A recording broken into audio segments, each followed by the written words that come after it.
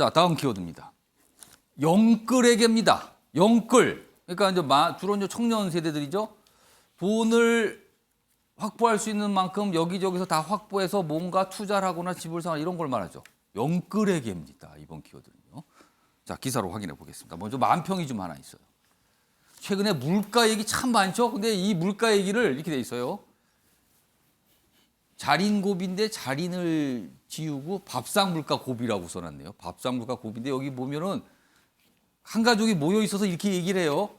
고깃값도 너무 올랐고 채소값은 더 올랐고 그래도 굴비가 실어내 하면서 쳐다보면서 식사를 하고 계신데 옆에서 부인 되시는 분을 보이죠? 굴비 아니고 부세. 좀 더 가격이 싼 생선이다. 굴비 아닙니다. 이거 부세지. 이렇게 또 설명을 하군요. 제가 물가 상황을 단적으로 보여줄 만평입니다. 자, 이 물가를 잡기 위해서 정부가 쓸 수 있는 카드, 금리밖에 없다. 이런 얘기 많았거든요. 다음 기사입니다. 어제 금리를 올렸죠. 물가부터 잡자. 한은 사상 첫 빅스텝 0.5%포인트 오른 거. 아주 크게 올렸다는 뜻이죠. 기준금리가 2.25가 됐는데 고물가 고착화 막으려 선제돼요. 그러니까 물가 때문에 이렇게 올렸다는 거잖아요. 세 차례 연속 인상도 처음이고요.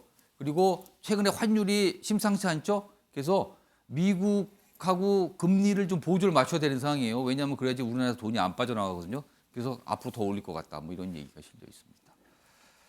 자, 이와 관련해서요. 어제 이 책임자의 설명이 좀 있었습니다. 들어보시죠. 연말까지 2.75나 3% 금리 수준을 시장에서 예측하는 것은 너무나 당연하다고 지금 보고 있습니다. 각 경제 주체가 가격과 임금을 서로 올리고 그 결과 또다시 물가가 올라가는 상황이 반복된다면 큰 경기 침체 없이는 고물가 해결이 어려운 상황에 직면할 수 있습니다. 가만히 보면 그동안 전문가도 그렇고요. 어제 한국은행 총재도 인정을 해요. 이 일단 물가 때문에 금리를 올렸지만 이게 이런 식으로 뭐 가격 오르고 임금 오르고 계속 오르면은 금리보다는 경기 침체가 돼서 물가 잡는 방법밖에 없을 수가 있다. 이건 정말 심각해지는 겁니다. 다음 기사가 그런 내용을 다루고 있어요. 물가 잡기 총력전 나섰지만 경기 침체 부메랑 불가피할 듯. 결국은 경기가 나빠지면서 물가가 잡히는 거 아니냐는 거죠. 왜냐하면요. 지금 물가 상승 요인이 외부 요인이에요. 국제 원자재 가격 등 우리나라 밖에서 오는 물건들 값이 워낙 비싸지니까 우리 물가가 오르는 게 굉장히 큰 영향이거든요. 금리를 오른다고 잡히겠냐는 거죠, 지금. 그럼 결국은 금리 올리고 경기 나빠지고 경기가 나빠지니까 물가 잡히는 거 아니냐는 거죠. 윤용걸 전 대표님. 예. 이 상황 어떻게 이해하고 계십니까, 지금? 정말 심각한 거죠. 지금 요즘에 기름값이 좀 떨어졌거든요. 예. 왜 떨어졌냐면은 미래에 대한 경기 불안감 때문에 국제 유가가 좀 떨어졌어요.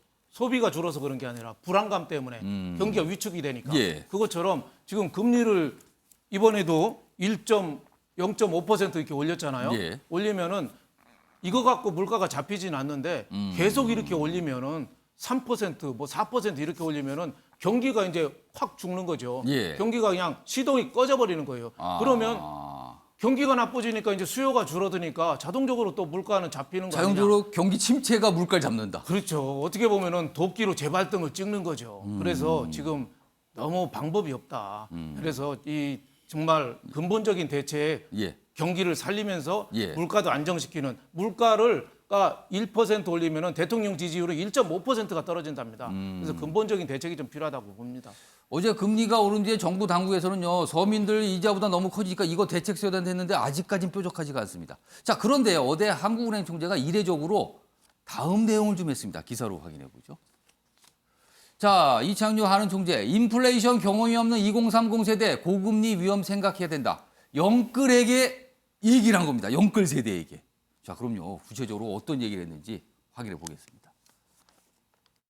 뭐 영끌족들에게 해주고 싶은 이야기가 있으시다면 지금 20대, 30대 계신 분들은 경제 생활을 시작한 이후에 한 번도 인플레이션이라는 것을 높은 인플레이션 경험이 없는 분들이십니다.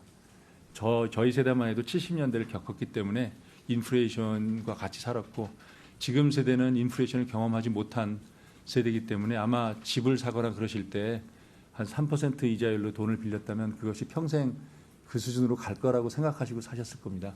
그러나 지금 이런 경제 이런 상황이 볼 때는 사실은 그런 가정이 변할 수 있고 이런 위험이 있다라는 걸 생각하고 의사결정을 하시는 것이 훨씬 더 바람직한 상황이라는 그런 조언을 드리고 싶습니다.